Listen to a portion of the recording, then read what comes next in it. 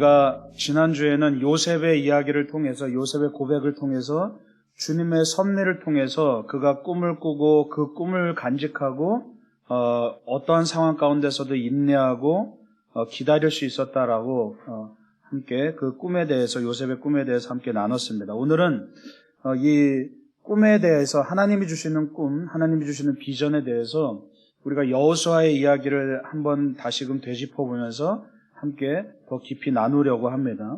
우리가 오늘 여호수아의 이야기들을 쭉 따라가면서 여호수아가 어떻게 준비되었는지, 그리고 여호수아가 어떻게 다음 세대의 지도자가 되었는지를 함께 좀 생각해 보면 좋겠습니다.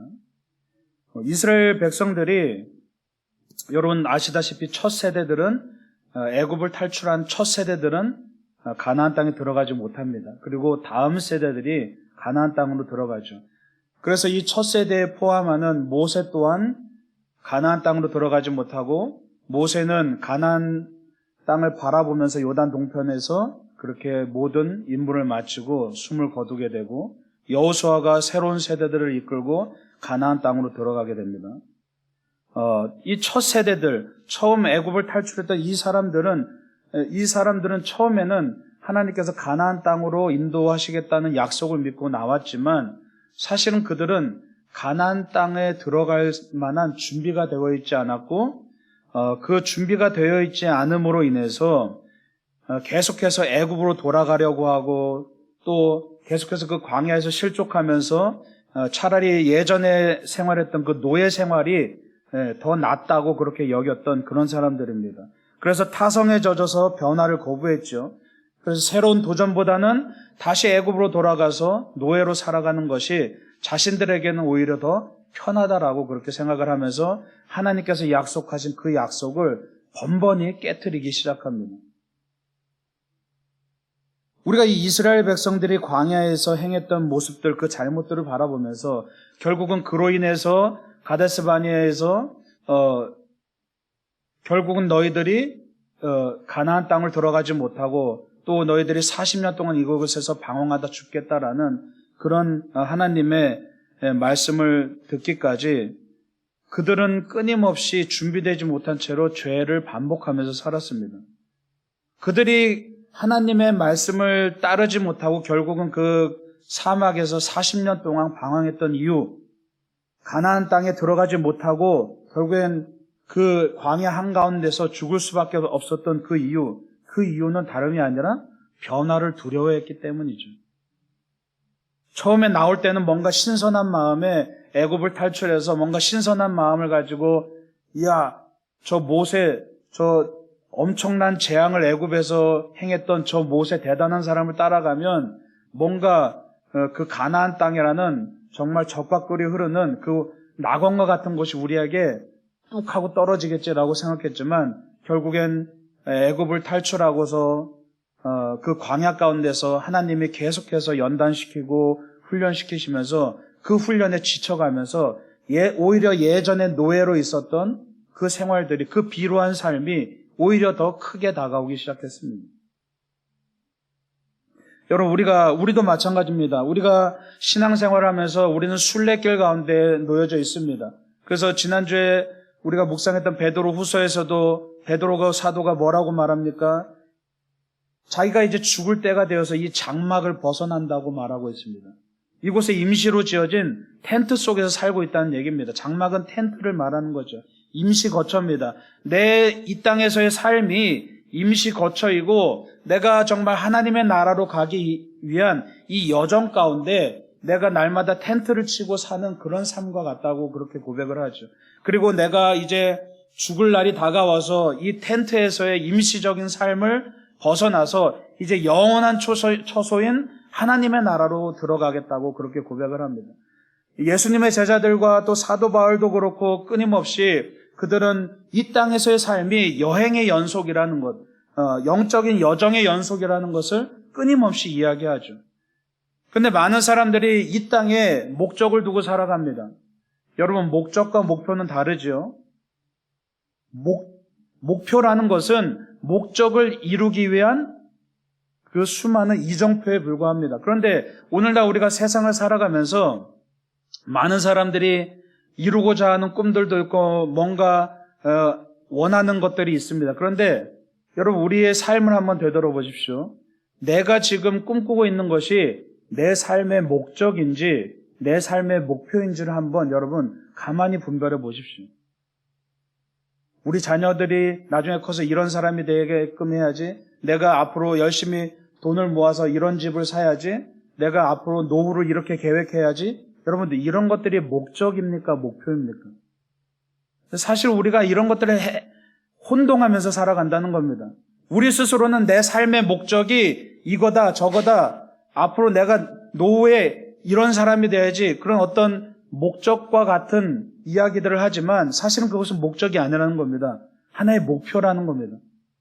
많은 세상의 사람들이 삶의 목적을 잃어버린 채로 살아갑니다. 그래서 자기의 삶에 정해놓은 어떤 목표가 목적인 것처럼 착각하면서 살아간다는 거예요.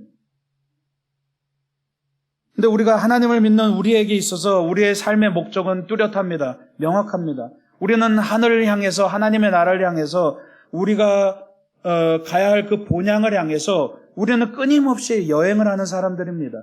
여행자는 목적이 뚜렷합니다. 가야 할 종착지가 분명합니다.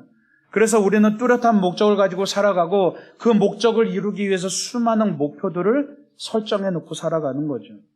우리의 길은 순례의 길입니다.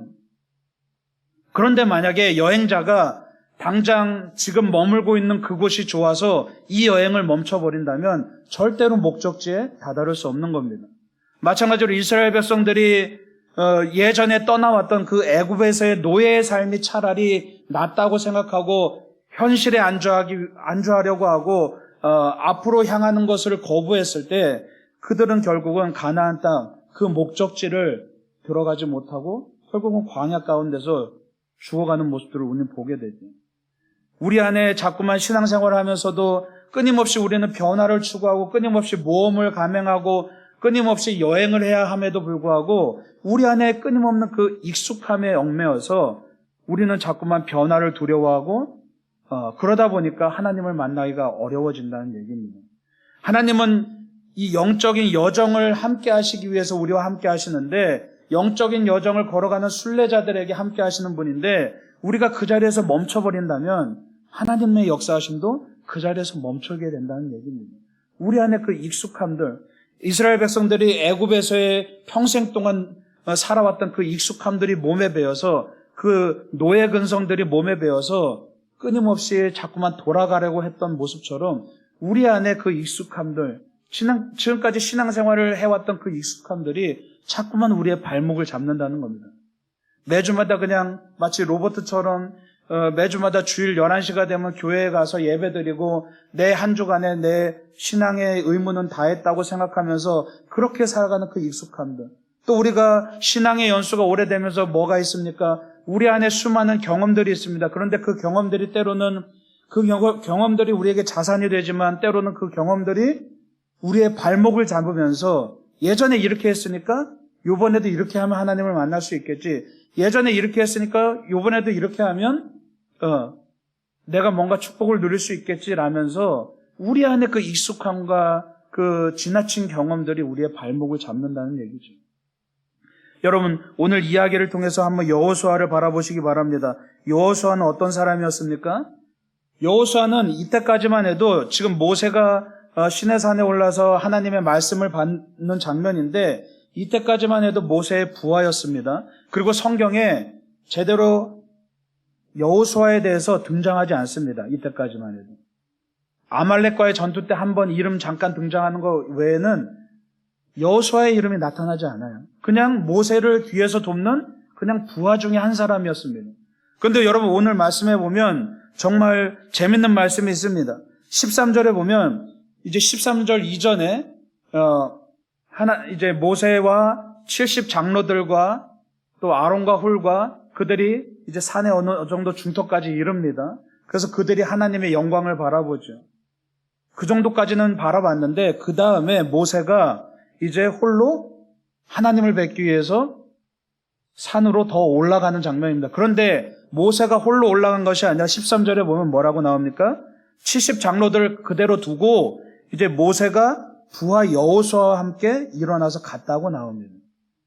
예, 하나님을 만나고 율법을 받고 하나님을 대면했던 그 주인공은 모세였지만 모세가 홀로 가지 않고 여호수아를 대동했다고 말씀하고 있습니다. 여러분 상상해 보십시오. 이제 상상의 나라를 펼쳐 보십시오. 자, 그 다음에 여호수아가 어떤 행동을 했는지는 나오지 않지만 이제는 모세가 주인공이어서 하나님을 대면하지만 자, 모세와 함께 산에 올랐습니다. 물론 여호수아는 모세보다는 조금 더 뒤에 처져 있었겠죠. 그러나 모세가 하나님을 대면할 때 여러분 여호수아는 무엇을 봤을까요? 모세가 하나님으로부터 음성을 들을 때 여호수아는 무엇을 들었을까요? 여호수아가 하나님으로부터 율법을 받을 때 모세가 하나님으로부터 율법을 받을 때 여호수아는 무엇을 과연 목격을 했을까요?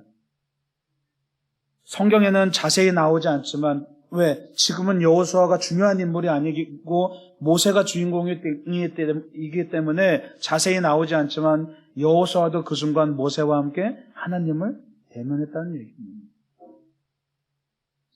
그가 모세를 따라가서 모세를 보좌하면서 산에 올라가서 그가 의도치 않게 하나님을 배웠을 때 하나님의 영광을 목격했을 때 결국은 그가 거기서 진정한 하나님에 대한 꿈을 가졌다는 사실입니다. 바로 그때서부터 성경에는 자세히 나오지 않지만 바로 그때서부터 새로운 지도자로서 준비되어 가기 시작했다는 얘기죠. 여러분 모세가 하나님을 대면했을 때 여호수아가 하나님을 직접적으로 옆에서 하나님을 대면하고 하나님을 만나고 그 영광을 바라봤을 때 비로소 그가 그 마음 안에 놀라운 비전과 꿈을 가지고 새로운 지도자가 되어서 요단강을 건너서 가나안 땅으로 들어갔듯이 우리 안에도 그런 하나님을 대면하는 역사가 있어야 될 줄 믿으시기 바랍니다. 여러분 나의 이야기를 써가야 됩니다. 내가 하나님을 만난 이야기를 써가야 됩니다. 남이 아니라 다른 사람이 만난 이야기가 아니라. 그래서 베드로도 베드로후서에서 뭐라고 이야기합니까? 내가 지금 이 변화산에서 예수님께서 변화되신 장면을 사람들에게 설명하면서 내가 지금 남의 얘기하는 게 아니라 들은 얘기하는 게 아니라 내가 직접 예수님의 제자일 때 내가 직접 경험한 만난 그 하나님의 영광, 그 예수님의 영광을 내가 직접 목격한 것을 지금 말하고 있다라고 그렇게 고백하고 있죠. 여러분 신앙생활은 그런 겁니다. 내 부모님이 말하는 하나님 그게 아니라 어떤 다른 신앙의 선배가 말하는 하나님의 이야기가 아니라 내가 경험한 하나님의 이야기가 있을 때 비로소 우리 안에 하나님이 주시는 꿈과 비전이 우리 안에 새겨지게 된다는 사실을 여러분 기억하시기 바랍니다. 그러한 소망이 있어야 우리가 이 땅 가운데서 끝까지 이 영적인 여정을 걸어갈 수 있다는 얘기입니다. 여호수아가 비로소 하나님을 만났을 때 비로소 여호수아가 변화되었듯이 즉 모세를 통한 하나님이 아니라 아론을 통한 하나님이 아니라 70장로를 통한 하나님이 아니라 여호수아 그 젊은 여호수아가 모세가 하나님을 대면할 때 같이 대면했던 그 하나님을 바라봤을 때 비로소 그가 그 마음 안에 어마어마한 꿈을 가지고 그가 나아갔다는 얘기입니다. 여러분 성경 말씀 찾아보겠습니다. 출애굽기 33장 11절 말씀입니다. 출애굽기 33장 11절 말씀.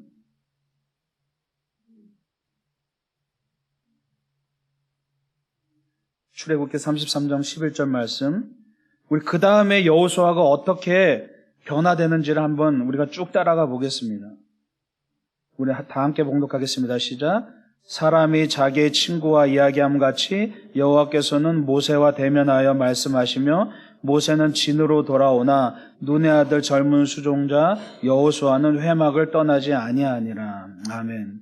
예, 시내산에서 여호수아가 모세의 수종을 돌면서 하나님을 대면했을 때 그가 하나님의 영광을 직접 바라보면서 그 안에 정말 하나님을 향한 간절한 소망이 생겼을 때 그가 어떤 행동을 보입니까? 이제 회막에서 모세가 하나님과 깊은 기도 가운데 하나님과 친구처럼 대하면서 깊은 대화를 나누고 이제 모세는 기도가 끝나고 돌아갔습니다. 그런데 여호수아의 지금 직분이 뭡니까? 모세의 수종자입니다. 수종을 드는 사람이에요. 그런데 그 직분까지도 지금 내팽개치고 지금 여호수아는 뭘 하고 있는 겁니까? 회막을 떠나지 않았다고 이야기합니다. 왜요? 하나님과의 만남이 너무나 간절했기 때문에. 지금 여호수아의 눈에는 다른 것이 보이는 것이 아닙니다. 지금 내가 해야 될 일이 다른 것보다도 정말 하나님을 대면하고 하나님을 만나는 것이 가장 간절한 일이라는 것이, 마치 마리아가 지금 당장 손님들을 대접해야 할 일들을 뿌리치고 예수님의 발 앞에 앉아서 예수님의 말씀을 사모했던 것처럼, 여호수아도 지금 하나님과 만나는 일, 하나님과 대면하는 일, 하나님께 기도하는 일에 가장 최고의 가치를 두었을 때, 하나님을 예배하는 일에 가장 최고의 가치를 두었을 때 하나님은 그를 선택하셨다는 사실을 여러분 기억하시기 바랍니다. 예.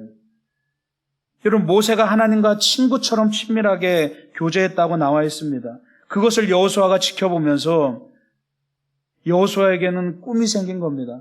하나님과 그 두려운 하나님, 감히 하나님의 영광을 바라보면 눈이 멀 정도로 그 두려운 하나님을, 그 누구도 하나님의 얼굴을 볼 수 없었던 그 두려운 하나님이, 내가 모시는 저 모세의 모습을 보니까 친구처럼 대화하시는 분이구나, 친구처럼 언제든지 만날 수 있는 분이구나, 저 높은 시내사에 올라가야만 만날 수 있는 분이 아니라 날마다 내가 친구처럼 만날 수 있는 그렇게 친밀한 분이라는 것을 여호수아가 깨달은 거죠.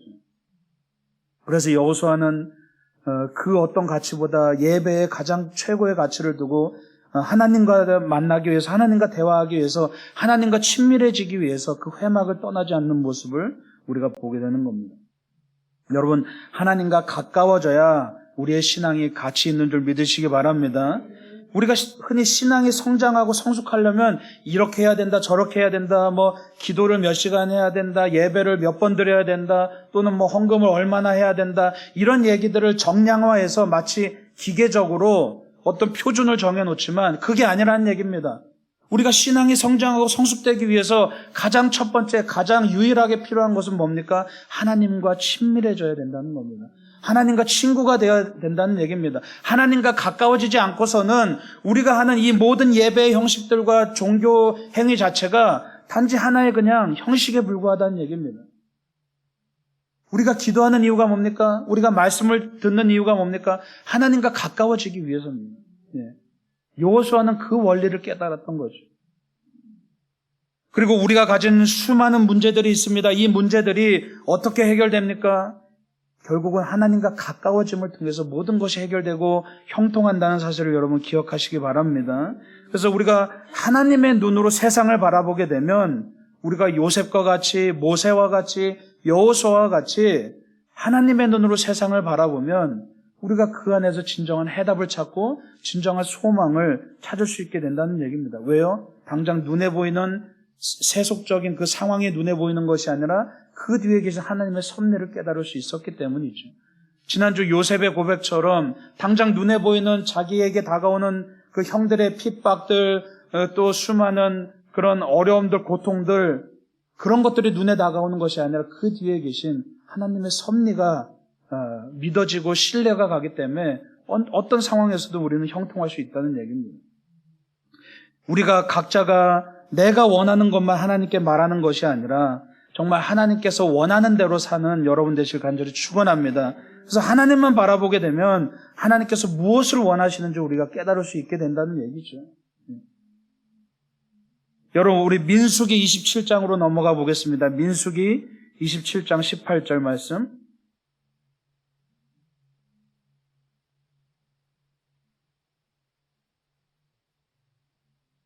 자, 이제 하나님께서 여호수아를 택하는 장면입니다. 민수기 27장 18절 말씀. 우리 함께 봉독하겠습니다.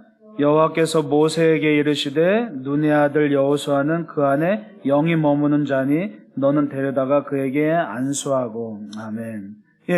하나님께서 이제 다음 세대를 이끌어서 가나안 땅으로 실제로 들어갈 다음 세대의 지도자를 택하면서 여호수아를 택하신 것은 바로 다른 게 아니라 그 안에 영이 머물었기 때문이라고 말씀하고 있습니다.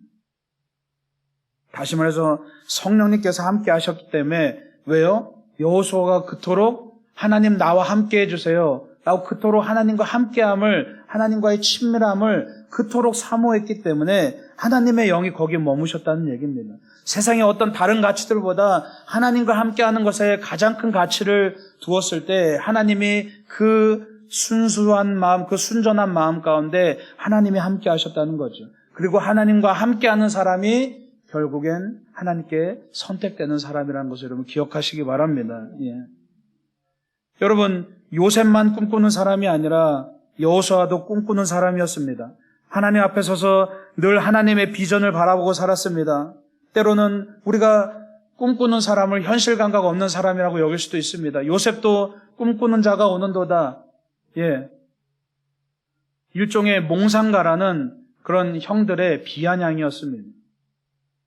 여러분, 근데 몽상가와 비전을 품은 비전어리는 뭐가 다릅니까? 몽상이라는 것은 현실을 회피하기 위해서 꿈을 꾸는 거죠. 그러나 하나님의 비전이라는 건 뭡니까? 현실을 초월하는 꿈이라는 것을 여러분 기억하시기 바랍니다. 우리가 현실을 때로는 신앙생활할 때 그런 잘못된 의도로 신앙생활하는 사람들이 많이 있습니다. 이 종교에 중독되는 사람들이 있습니다. 신앙에 중독되는 사람들이 있습니다.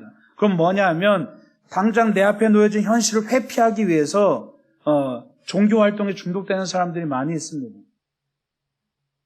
실제적으로도 종교학적으로도 종교학에서는 그런 얘기를 합니다. 이 세상에 종교가 만들어진 이유가 세상의 다양한 자연재해나 세상의 다양한 고통들로부터 뭔가 피하기 위해서, 뭔가 의지할 대상을 찾기 위해서 종교가 생겨났다고 이야기합니다. 그래서 우리가 세상의 수많은 종교들을 바라보면 다 하나같이 뭡니까? 현실을 뭔가 도피하고자 하는 마음, 현실을 회피해서 뭔가 의지할 대상을 찾고자 하는 그런 마음에서 사람들이 종교를 찾습니다. 그러나 여러분 분명한 것은 우리가 꾸는 꿈은 그것과는 완전히 다르다는 것을 여러분 기억하시기 바랍니다.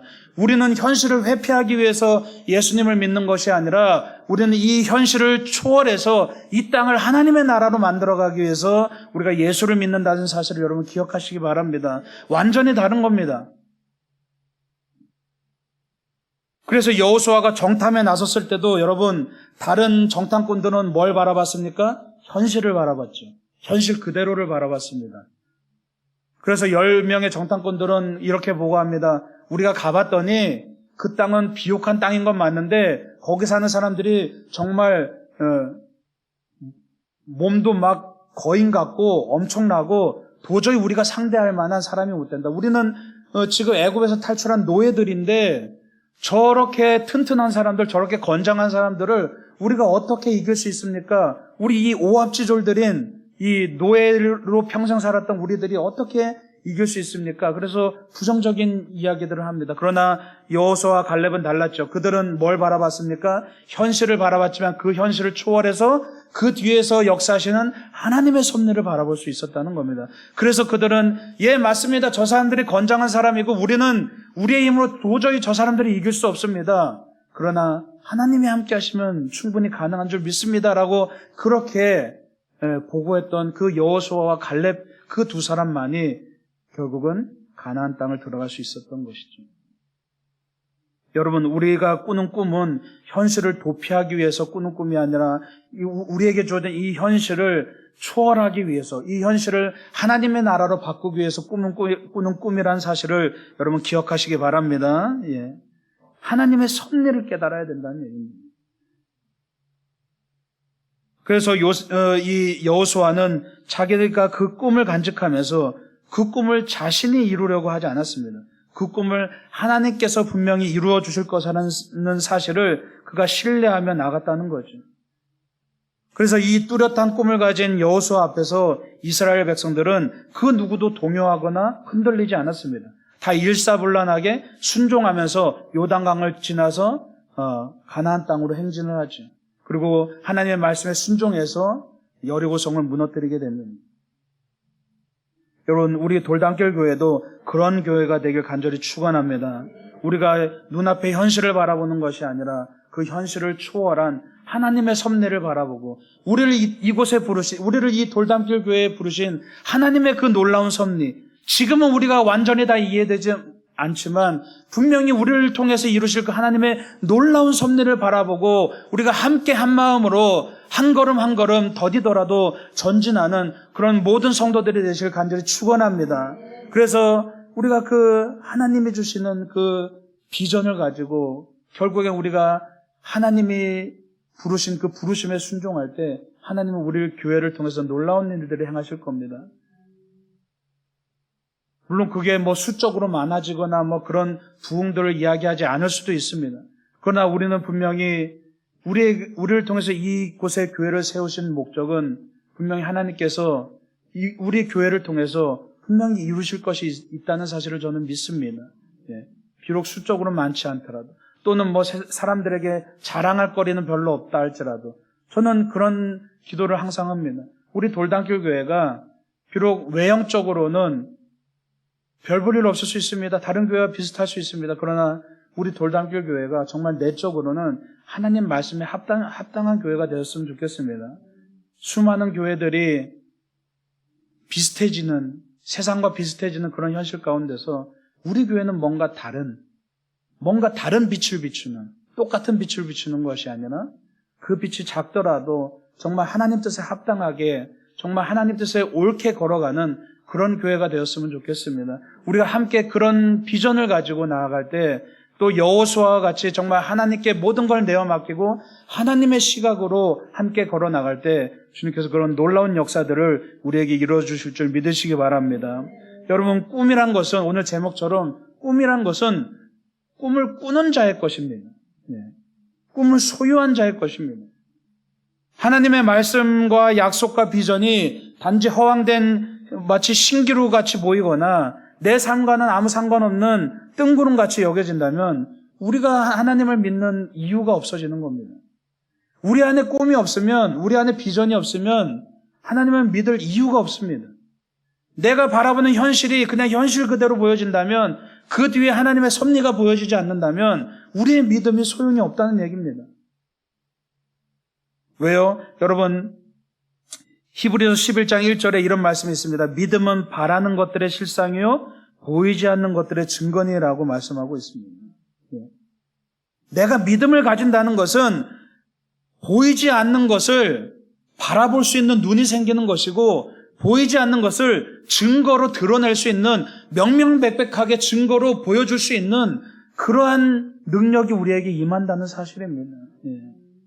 내가 바라는 것들, 내가 꿈꾸는 것들, 내가 비전으로 간직한 것들이 실상으로 드러나는, 꿈이 현실로 이루어지는 그것이 바로 믿음이라는 사실입니다.